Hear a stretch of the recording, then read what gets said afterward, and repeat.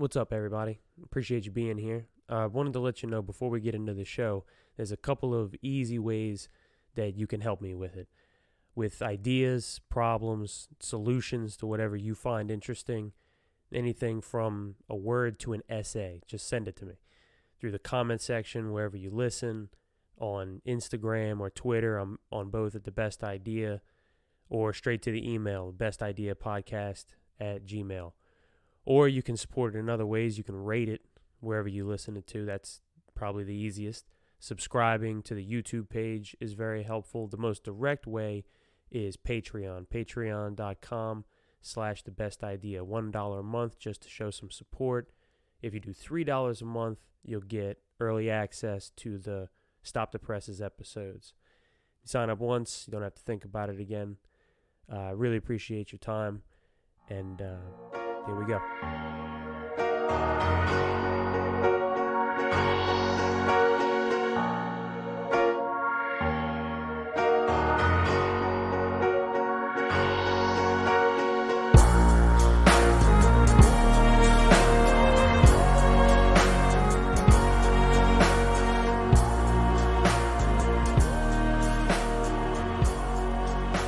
Welcome back, everybody. The Best Idea Podcast. I'm Stephen Cochran. And I think we know that we all parent a little bit different. People look at it a different way. Everybody came up in a different way. So when you have your own kids, you think about what your parents did. If you got beat a lot, you don't typically beat your kids or spank or whatever word you want to use now. If you were really disciplined when you were a kid, you might try and impart that on yours, and all different ways to prepare your child to enter society as an adult. And that's really the core duty, right? When you take away style and tactics, you get, the substance. We're all trying to, or most of us are trying to make sure that the kids we're raising are going to be able to be happy people, all that, but productive for themselves, productive for everybody else. We're in we've got a thing going on here, so we need to get them ready for that now. And that's on top of the character traits we could probably all check off, if we made a list of them. Honest communication. I mean, there's a really good quote from Mark Twain where he says, don't be honest with anybody that isn't worthy of it, or don't tell the truth to anybody that isn't worthy of it, something like that. So there's that little piece, but generally honest communication, being thoughtful, being respectful, having some humility, but also being assertive, just kind of boilerplate things that everybody would want their kids to have. It's also important to some parents to have this friendship with their kids. This, they want their kids to see them as a buddy. So they will go, further than other parents in making a kid happy for its own sake. Your daughter, your son wants to do something, pain in the ass to you. Maybe they're too young to do it, but it makes you the fun parent. So you say, fuck it, and you go ahead. There's parents like that. I don't think I'm one of them. But I get it. It makes a lot of sense to want to be like that. But I really think that sort of relationship, that friendship you have with your kids, should be secondary to what is, the duty of being a parent. Person who makes, if I could define it, I guess, person who makes problematic decisions for reasons beyond the current understanding of the child. They want to do something. They don't understand why you won't let them do it, because they can't possibly understand why you won't let them do it. The strangers have the best candy. Why can't I have some?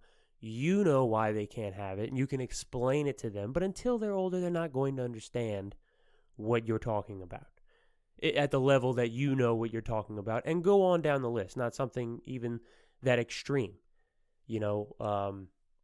Why you don't let them stay up as late as they want, for those of us that don't do that, and so on. That's what a parent does. We have to make hard decisions because we know more than these kids. And I think that across the board, we are failing, absolutely failing at that. And what has laid that bare more than anything to me is social media.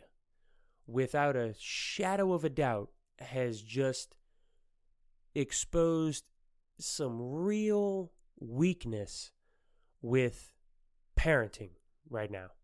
What we have is, what is social media? It's a technology that connects people in a way that is brand new to the human brain.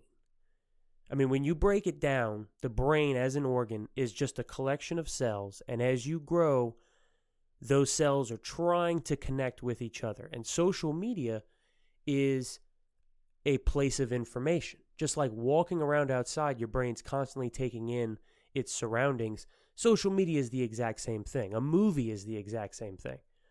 It is a tunnel of information going from its base into your brain. And we really don't know what that's going to do over time because it's brand new. 10 years old, maybe? I mean, I'm not talking about email. I'm not talking about just having computers. I'm not talking about the internet.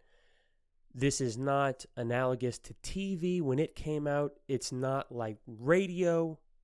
I've heard it compared to when the printing press came out and how scared people were about printing and how that would destroy people's memories. It's not like that either. It's its own thing, social media. And you can name I don't really like that term. I don't know why. I just don't fucking like it. But you can name the things that I'm talking about. Instagram, Snapchat, TikTok. I guess Facebook's not really a thing for a lot of people anymore. But Twitter, the companies. It's one of those things that boils down to just a couple of companies. Like when you talk about oil, but social media is a recent technology with an unknown ability to alter the fucking function of your brain. And who comes in to defend this technology? It's like a horde of helicopter parents who want to put their kids in front of this particular information center, however you want to describe it, social connectivity, who want to put their kids in the middle of it and just see what the fuck happens. We can't be certain of all the ways that this networking technology will change people individually, change society.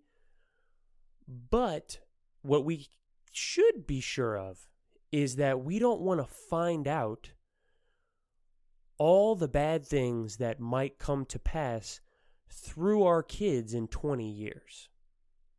So, for example, there are articles out, studies have been done over the ability to take in long-form reading. Whether you read or not, I don't give a fuck. I'm talking about your kids. You'd be hard-pressed to find a decent parent if you ask them, do you wish that your child read more?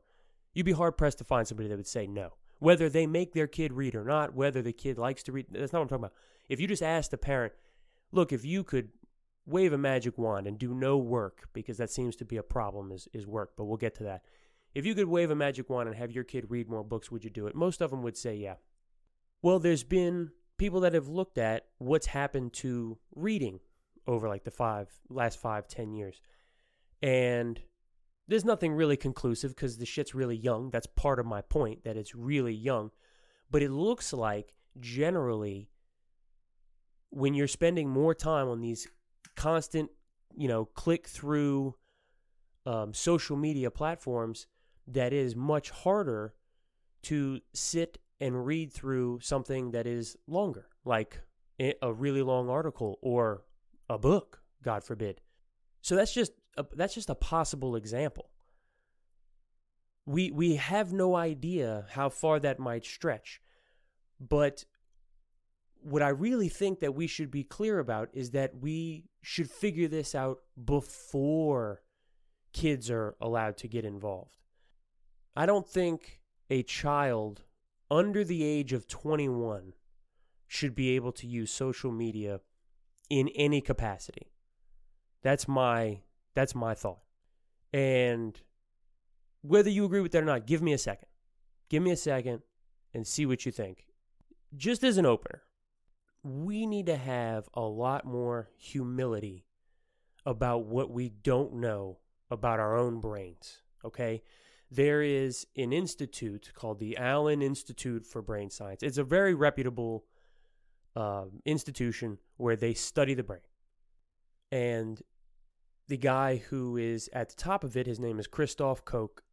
He was asked just a basic question of, how well do we understand the brain as a whole? Meaning, we know where thoughts come from. We know where feelings come from. It's all coming from the brain.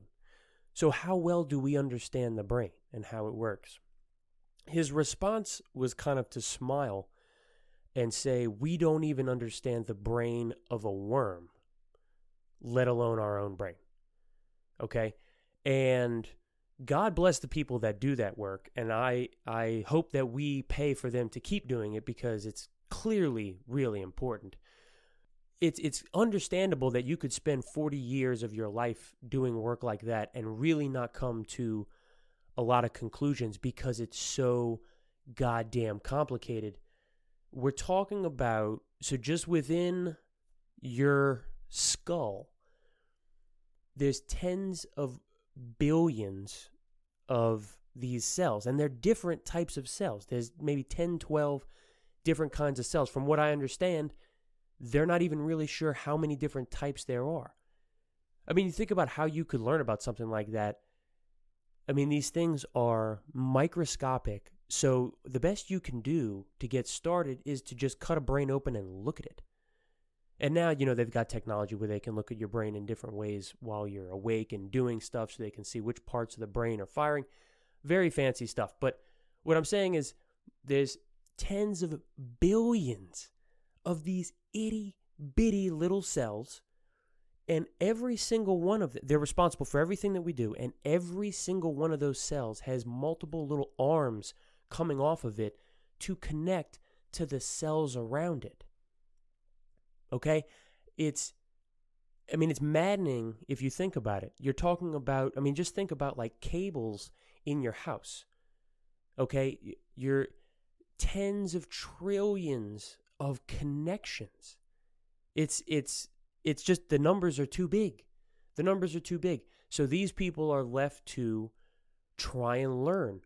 What does your brain do when you're, between the ages of 7 and 8 and you live in this environment and you live in a loving household where there's plenty of food and positivity and all that stuff versus if you grow up dirt poor or in an abusive household or some such thing. What does that do to your brain? We don't even know, according to this institute. I'm not a fucking brain scientist, obviously, but I just tried to find through a couple dozen different places the ones that everybody says are, look, these people are doing really good work, this quality work, and this is this Allen Institute. They don't even know how these different cells communicate with each other. I mean, think about that. They're sending electrical signals and hormones and stuff. We have no clue. No clue. Perfect example is opium. Opium has been around for, thousands of years. Obviously we've refined it into a dozen or a few dozen other things, but just the plant opium and the opiates that it makes, that thing has been around forever. Science has been around for like 400 years or so, and opium's been around for thousands of years, probably since the beginning of civilization. We don't know how opium affects the brain. Meaning, and it's the same thing with anesthesia, to maybe bring to something that we can all relate to, because, hopefully most of us haven't been taking opium recently. But anesthesia is the exact same thing. When they put you under for that surgery, they know that it works. What they're injecting in you, they know that it works. They know that opium works. They know what the effects are. But we don't have any idea why it does that. Like once you take the painkiller with an opium base, or you shoot up the heroin, or however you get this opium in your body, when it gets to your brain, that's when you feel the effects of it. And we have no idea how that happens. No clue. You get, we know that it releases a lot of dopamine into your system. And we know that dopamine brings that, that euphoria feeling, that just everything is wonderful. If you've ever seen anybody take opiates, if you've taken them yourself, or, seen anybody do heroin or anything, I mean, they're not, it's not like cocaine. They're not angry, they're generally very chill. It is a downer. But the feeling, as described by people that have used it, is it feels great. It's euphoria. It feels great. That's just the brain. It's just chemistry in the brain. There's no fucking magic to it. Dopamine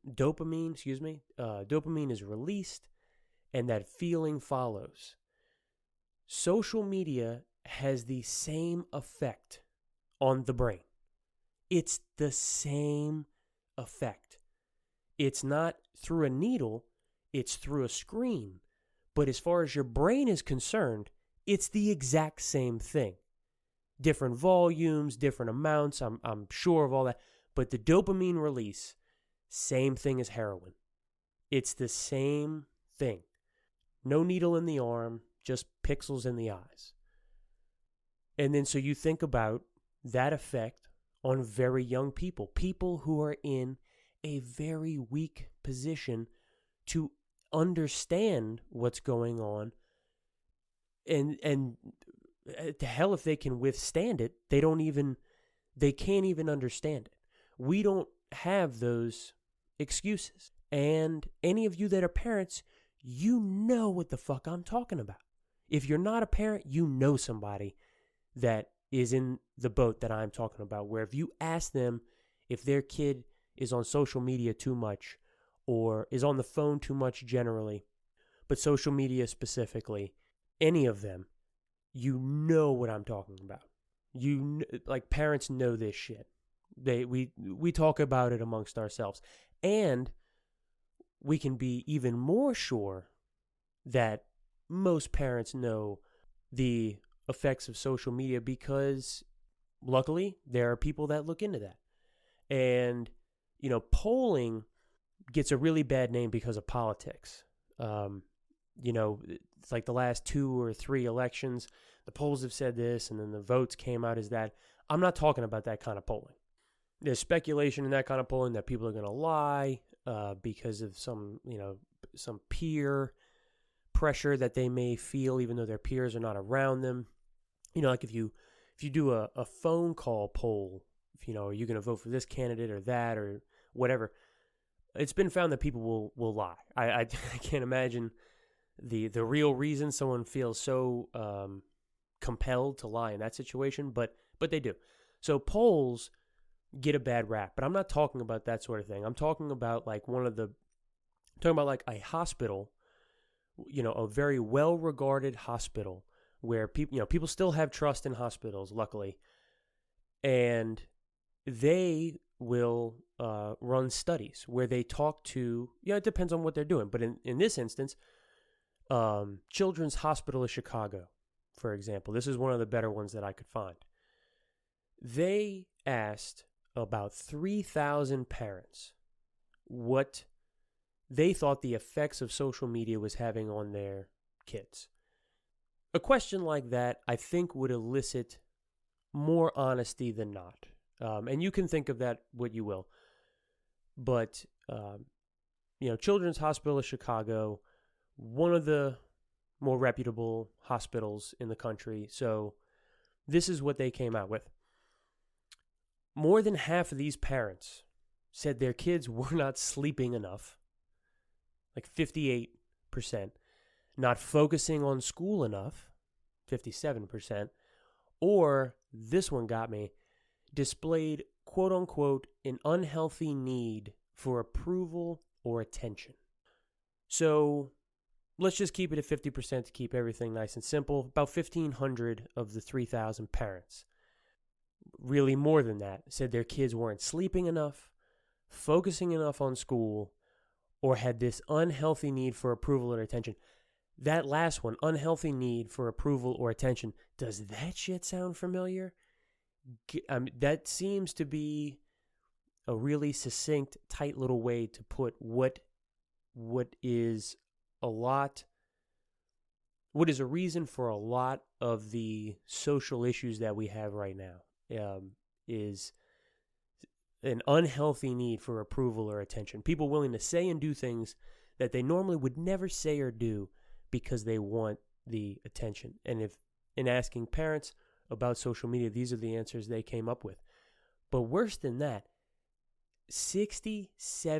So that's over 2,000 parents claim that their kids were addicted to social media. Okay, how many of you know a parent like that? Out of the 3,000, that's a pretty representative sample, you know. We're talking about a big city like Chicago, 3,000 different sets of parents of teenagers. These are all parents that either had teenagers right then and there, or was like 2 or 3 years out of having a teenager in their house. So this is not, they're not just toddler parents we're talking about. These are veterans. These are experienced veterans. 3,000 of them, and over 2,000 of them said that they thought their kids were addicted to social media. To me, it strikes me as, how is that even possible? So it is not as though this technology is beamed into your household by mandate of the government and your child is just the collateral damage of that. It comes to them through a rather easily controllable device. I mean, it's not even like kids are on laptops on Instagram. We know it all comes through a phone. It's not, if you just make with your hand, you can make your hand into the shape of a phone. You could do it right now. Just that, you go along the top of, and then you take the phone out of their hands. 68% of parents thought, or 67% thought their kids were addicted to social media. How's that possible when you can take it out of their hands? The same percentage said that their kids don't socialize like normal people. Okay? This is not an unknown thing. I just don't understand how it's become such a big problem, and I've fallen back onto weak fucking parenting. That's all it is. The convenience of it, the not wanting to fight with their kids part of it. It's not, this is an us thing. Even the people that help build the companies that we're talking about, they don't let their kids on that shit. The guy who helped make Facebook popular, you may or may not know him, but his name is Chamath Palihapitiya. He's a billionaire now. But back in the day, he was an executive, one of the early executives at Facebook, before it became, what it is. But this is one of the guys who was really fundamental. He was like the vice president of user growth. So he was, as much in it. That his whole job was to push the boundaries of what would addict people to this site. What do people want to see that will bring them back? And the guy was young at the time, ambitious, was not a very rich person before that, came from Canada, got a degree, was making, from what I understand, $90,000, $100,000. It's not a super rich guy. So he's at Facebook. He gets this job, vice president, user growth. He wants to he's a smart guy and he's trying to be good at his job. Well, he was really good at his job. I mean, a lot of you know Facebook owns Instagram. Instagram is probably the number one social media platform in the world, besides maybe, TikTok at this point. But this was one of the guys. This guy doesn't let his kids have any time on the app he created. His kids spend no time on that app.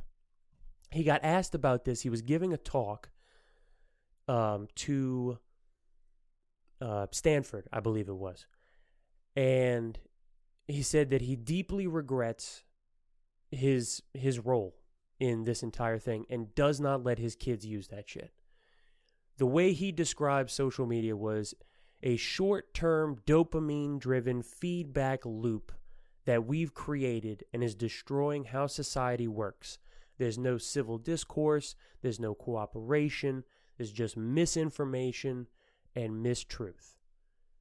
And he's not the only one. The guy who was the first president of Facebook, guy's name is Sean Parker. Okay, he was involved in Napster, if you can remember that. He was one of the guys that founded Napster. He goes on to work at Facebook. Now he owns a big piece of Spotify. This guy was the first president of Facebook. Says, this is a direct quote, God only knows what it's doing to the brains of our children.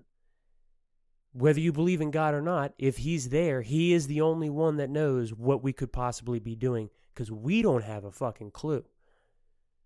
I can't argue the convenience of it. I can't argue that it's uncomfortable taking things away from your kid that they want. Now, granted, you could not expose them to it in the first place, but that's neither here nor there. But you can't argue to me that you know what the outcome is going to be. And it's not like, that we're dripping with such humility that 20 years from now, if our child can't, hold down reading through anything longer than 2 pages and finds it extremely difficult to communicate with other human beings in a personal setting, that we're going to sit there and be like, maybe that had to do with me allowing them to be on those sites a little bit too much. It's not like anybody's going to do that. It's a now or never kind of thing. And it really all comes back to what we don't know about the brain. When you're something, take Instagram by itself, something like 10% of the 10% roughly of the over 1 billion people that use Instagram, okay? 10% of them are under the age of 18, okay? So I'm going to talk about adolescence, and we'll get to why I said 21, because I actually don't think it should be 21, but it's a compromised position.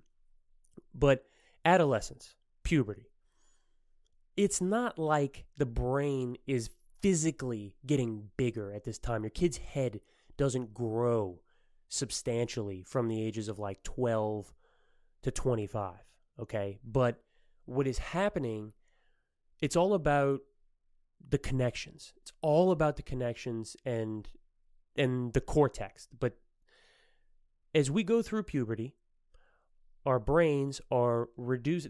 To simplify the whole thing, which I have to do because I'm not a brain scientist, our brains are reducing gray matter, which is the parts that figure out everything, and increasing white matter, where all the communicating happens. Gray matter, where we figure shit out. White matter, communication. It's all we got to know. As we get older, we are reducing the gray and we're increasing the white. At the same time, the part of the brain that allows us to make rational decisions, this is, again, stuff they can look at now with electrical signals. They put these, you've seen these helmets they put on people, and they have them do different tasks. And they measure where most of the activity is happening. They're not down on like a cell-to-cell level, but they can see broadly the part of the brain where things are happening. And when you're trying to make rational decisions, when you have to be logical, when you have to be an adult, when you have to show your maturity, it all happens in this very front part of your brain called the cortex. Okay, that's where it happens. Just so happens that that's the last fucking thing to mature in our brains. Of course it is. Of course it is. Now, does that mean before the age of 25, when this process is over roughly, does that mean that before 25, people are like some lesser form of human that doesn't deserve rights and respect and all that? No, it doesn't. I'm not trying to say that. But what it means is this. Until that section of the brain gets its shit together, we should expect that when their friends are watching, or when there's a reward, like attention, on the table, emotions are always going to affect teenage behavior more than logic or rationality. And in the peer groups before now, they were smaller, they were neighborhood things, they were school things, more manageable things for society, for parents. Now we're talking groups of thousands, tens of thousands, millions of different kids, all connecting with each other in these massive networks. It's a completely different thing. Whatever you think about that, you don't know what the outcome is going to be. You do not know because enough time has not passed. The question boils down to, what do you think you're risking? I'm arguing that the risk is pretty fucking strong. Pretty fucking strong, because we're talking about the part of the body that is responsible for everything else. Okay? Whether or not you want your child to smoke cigarettes when they are old enough to buy them is probably a no-brainer. Most people wouldn't want their kid to smoke cigarettes. It's bad for a lot of different parts of your body. And the possibility of having cancer and emphysema. What is the difference? The difference is you know the possible bad outcomes. So in 30 years, when we know the possible bad outcomes, are we going to change our tune? Is it going to take that long? It took that long with cigarettes. For a long time, there was like 3 out of 4 doctors recommend one brand over another brand. And there was like, cool advertisements and little camels and shit that tried to get people to buy them. They, flavor them and make them look longer and more, make them look cooler and shit like that. And then we realized, oh shit, this will kill you.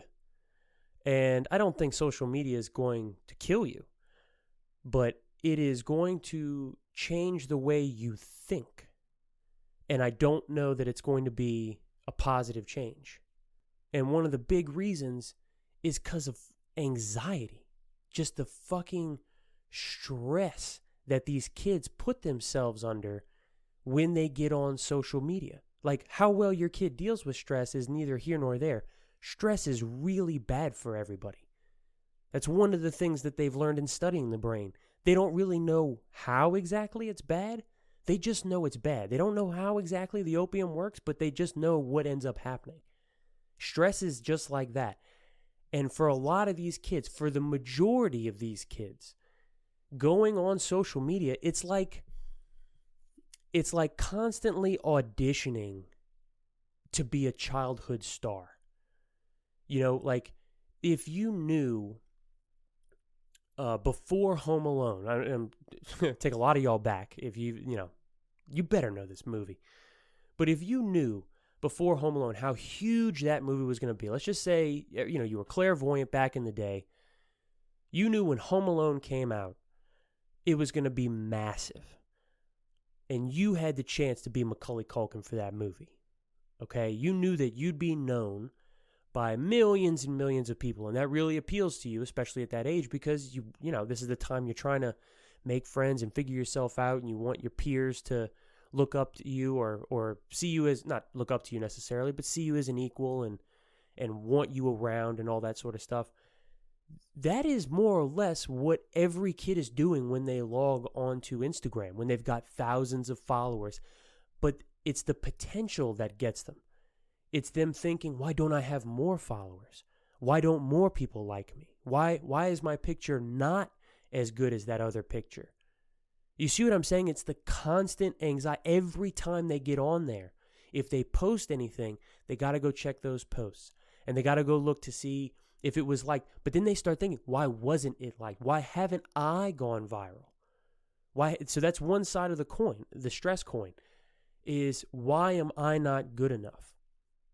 And it's just this constant audition followed by acceptance and rejection, repeated endlessly with likes and comments and shares, or none of that. You get none of the likes and comments and shares, and you have to wonder about that. And it breaks down like this. Something like 35% of Instagram all got less than 1,000 followers. And then 45% have between 1 and 10,000, okay?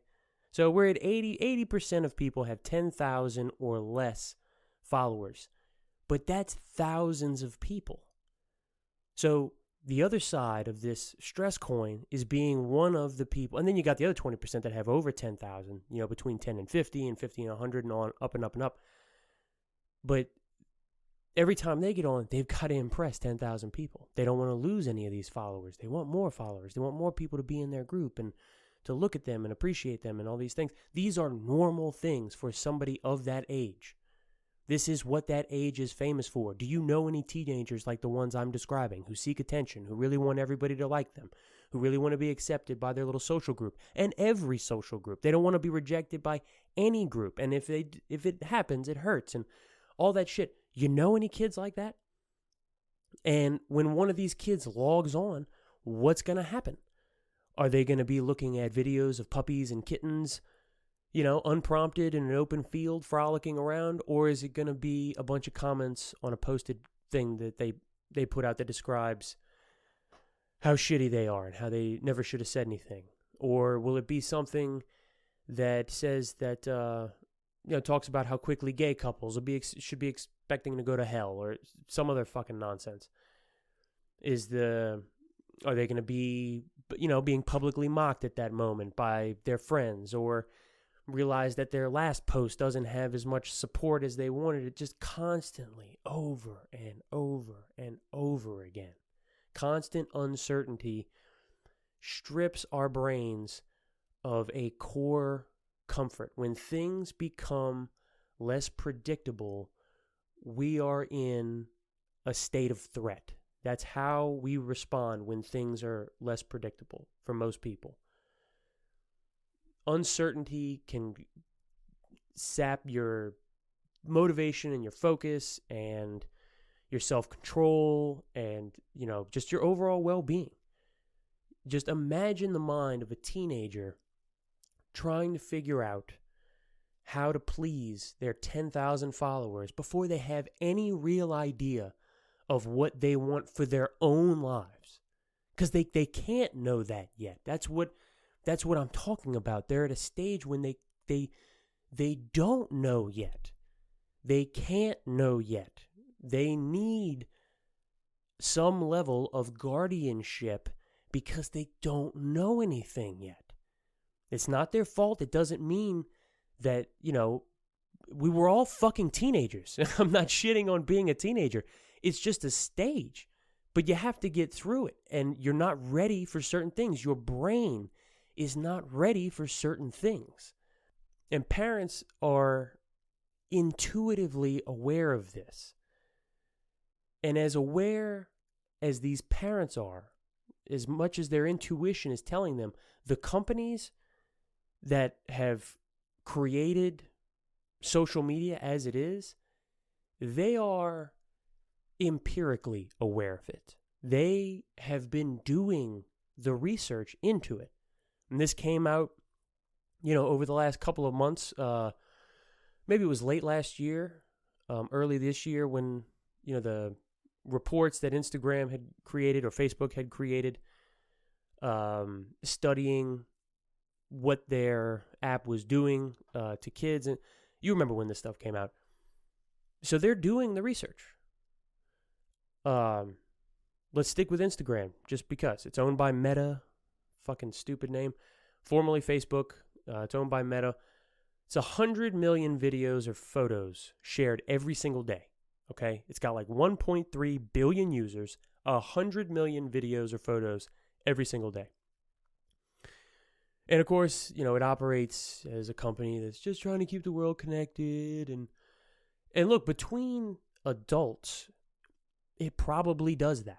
Like, it probably does serve its purpose when you're talking about people that are over the age of 30. It really can be a way to just keep up with your friends or, follow sports teams that you like, journalists that you like, just people that you find impressive, celebrities. Sure, there's nothing wrong with any of that. But like I said, it's 9%, 10% of its users are under 18. Look, 10%, 1.3 billion, you're talking about 130 million kids. Under 18, I'm not even talking about 25 or 21, under 18. 130 million of them. To them, this is a shooting range for insecurities. Okay, 30% of them, further 30%, are between the ages of 18 and 24. 30%, more than 300 million. So here's what I'm saying is we've got almost 500 million people under the age where we know that our brains are fully developed. It's the age is 25. There will be several articles in the show notes of this episode. All of this you will be able to go look at yourself. But 25 is the accepted, understood age where this process, adolescence, where the brain, like we were talking about, the gray matter going down, white matter going up, more communication between less problem-solving areas, that all, comes to an end relatively at 25. A full year before that, there's almost 500 million children that are hooked up into this matrix of networking where there's no real control and there's no real oversight. And we know that. What you think about that statement that there's no real control, there's no real oversight, I'm just talking about the outcomes.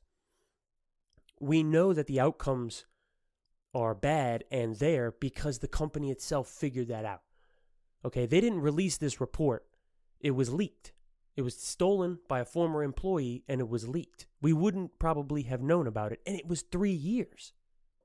The study they did took 3 years. And you're talking about a multi-billion dollar company.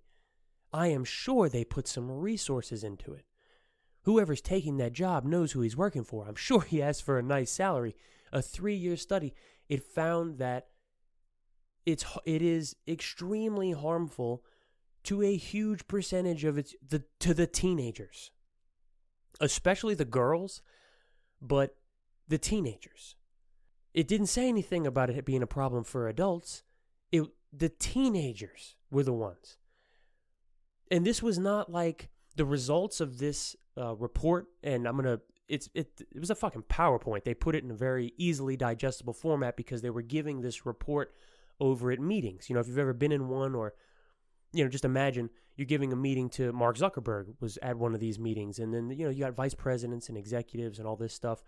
You're going to boil this stuff down and then you give out the report and they can read it whenever they want to, if they want to.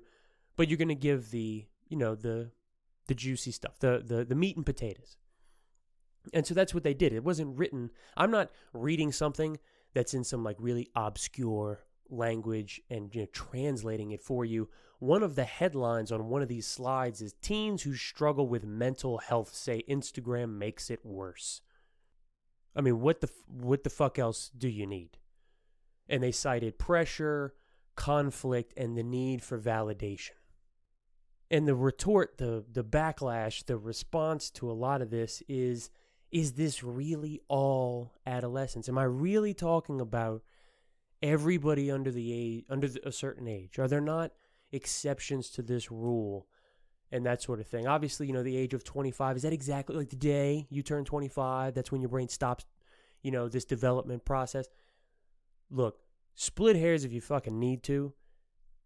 I'm giving the consensus. Now, obviously, there's going to be kids whose brains mature a little bit faster, and there's going to be kids whose brains mature a little bit slower. I'm giving you the broad slice. Take it how you will.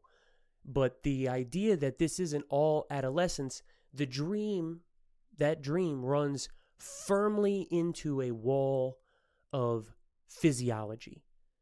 It is just true that the brain isn't developed until 25. And as if you couldn't tell, as if you didn't know that, I say to you that the mature part of the brain, the prefrontal cortex, is not matured until the age of 25. Did that strike you? Like, no, what? You're telling me that before 25, we're not as good as we'll ever be at making sound decisions? Any single one of you that is over the age of 25, any one of you that's over the age of 30, do me a solid, think back 15 years and just start jotting down the great decisions you made. Just write those down. As a 30-year-old now, the decisions you made then that really set you up for success right now. Yeah, I'm sure you're already done. It depends. So the process of this development, it takes over a decade, but it depends on the inputs. It depends on what the brain is taking in as to how these connections are going to be made. Are the connections going to be made where, dopamine is released when you're doing hard work and putting in the time to get really great at a skill, or are they going to be made so that you reward yourself when you get immediate gratification and you read short little articles and you think you know something because you read 4 headlines that all agreed with each other? Which way are you going to wire the brain? Adolescence, simply put, is a time for profound changes. Okay? Emotion, cognition, decision-making, major shit is happening in the brain. And that's the foundation for the next 55 years. That's why it bothers me so much, because this is your only shot. Until you're dead, this is the brain you're building that's going to carry you through the rest of your life. Why not? It's like drinking nothing but soda, or not nothing but soda, but making sure you have 1 or 2 or 3 sodas a day, or making sure your kid does as they grow just because they want it. Even though you know that high fructose corn syrup and a shit ton of sugar are not good things and will lead to really bad outcomes in 25 years or 30 years or even 10 years, depending on how much of it you use. There is no difference between this and that. Like, is this really the time to hijack the brain with this, what I read was called an endless flow of immediate pleasures that's unprecedented in human history? And look, you could walk away from everything that I've just said and say, okay, maybe some limitation is needed. Or you're one of the parents that does limit your kid on social media. You allow them on it, but you have firm limits. They have settings on there that you can change. It's weird. We've outsourced being parents to the apps themselves, so we have to go on there and turn it off. It's fucking weird. But if you're one of the parents that actually does that and you keep it down, an hour a day or 2 hours a day or whatever you think is an acceptable line, okay. You'd agree that some limitation is needed, but why 21? 21's harsh. You're an adult at 18. Why 21? 21 is too old. I would first say to that, I really think it should be 25. 21 is my compromise position. Okay, 25 just psychologically ain't going to work for anybody. I'm aware of that. I'm alone on that one. I don't think you need it till you're 25. I think, plastic surgery should wait till you're 25 too. I think that, major things should wait, because why not? You're not really losing anything. You're just not gaining this pleasurable thing. This is why being an adult is really fucking important. But 21's too harsh, and I can understand 21 being too harsh from anybody that is under 21. Not wanting their freedom limited. If you've got teenagers right now, you know what I'm talking about. The dramatics and, you're encroaching on my free speech and all this bullshit. I would expect that from someone under the age of 21, not from a grown person. The adults have to ask themselves a question: what am I really keeping them from? Really? I mean, social media is not a necessity. It's not even a net benefit at this age. I mean, the kids go to school, they socialize every day. They don't need social media to socialize at that age. Until they graduate high school, they socialize every single day. This is excessive socializing. Probably not a good thing. And then we talked about the numbers that are involved here. Also probably not a good thing. So it's not a net benefit. And actually, as I think I've laid out, and you can go read for yourself, besides what you know intuitively, the numbers are coming in. It's not a good thing. It's a bad thing, actually.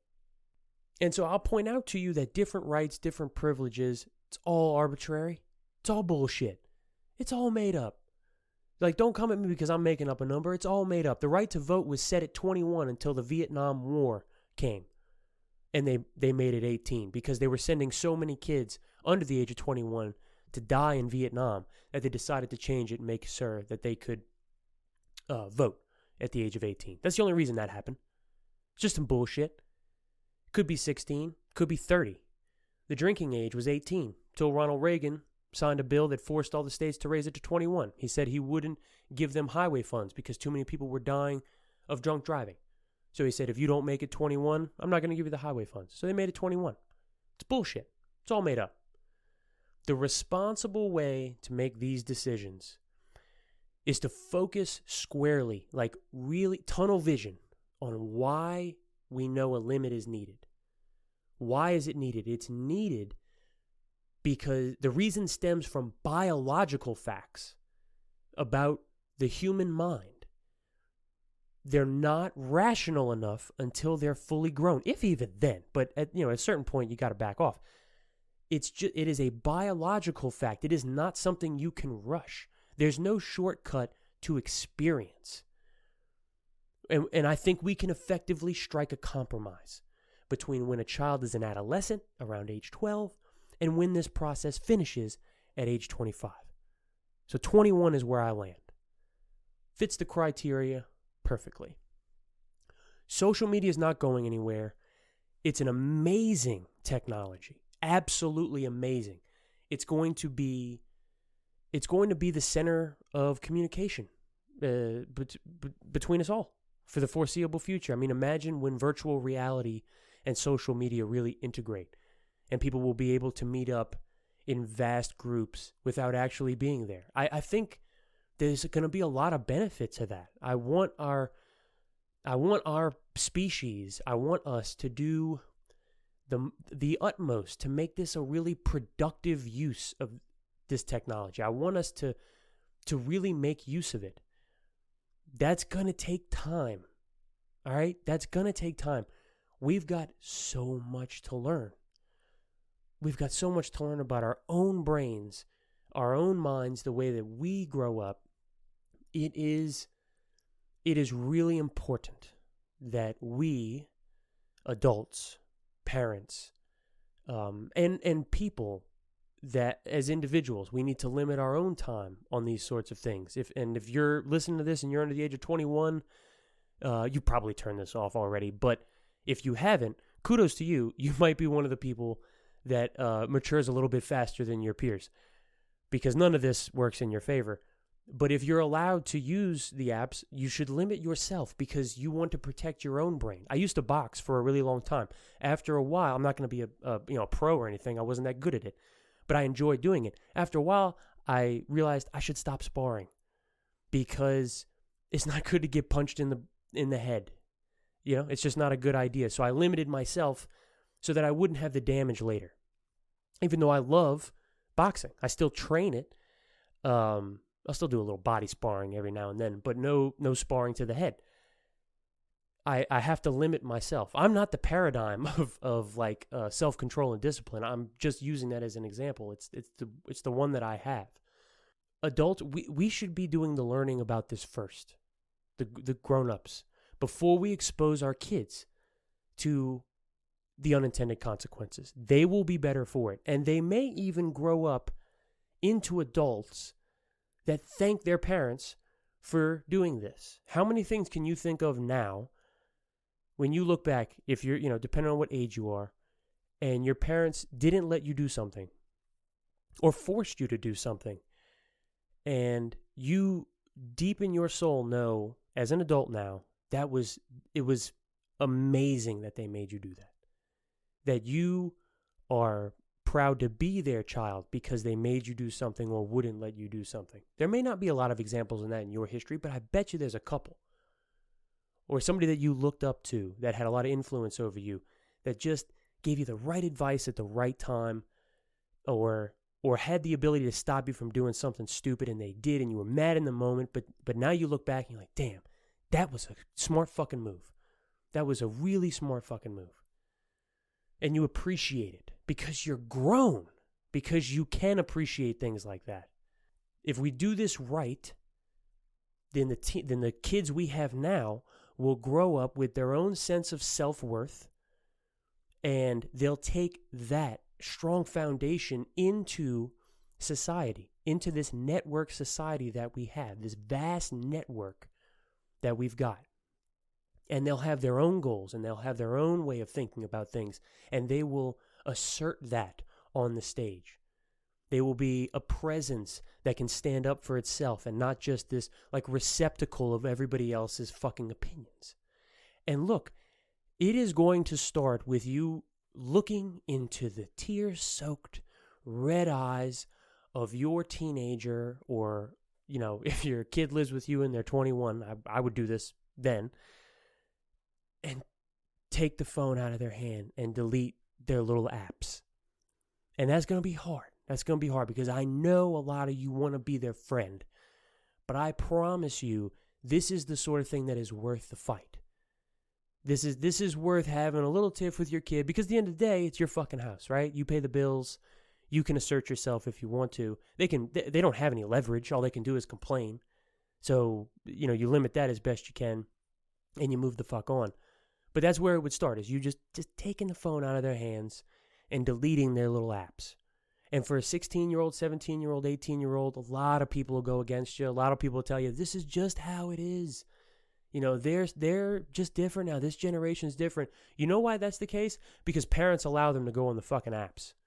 Let me ask you this. If no parent allowed a kid under the age of 18 years old to go on a social media app, and they made sure that those apps were not on their phones, would that be the case? Would it be the case that kids under 18 were on the apps? No.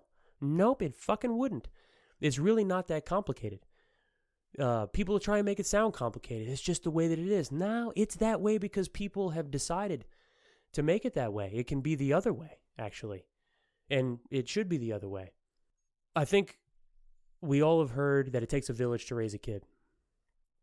A village meaning a smaller group of people that are known, whose values are known, who understand your community, geographically, like where you actually live. It takes a village. It does. People are going to influence your kids. They should. That's a good thing. You want them exposed. You want them to, dip their toe in a couple of different ponds and figure things out for themselves. Not a massive network of people. That's not the same thing. Not this ambiguous, faceless, nameless place where they just wander out and have no way to sustain themselves. That's not the way to do this. I think we ban social media under the age of 21. Whether they do a law or not, we all know that's not going to happen. I'm talking about us. Ban social media under 21. I appreciate you guys listening. I'll see you next time.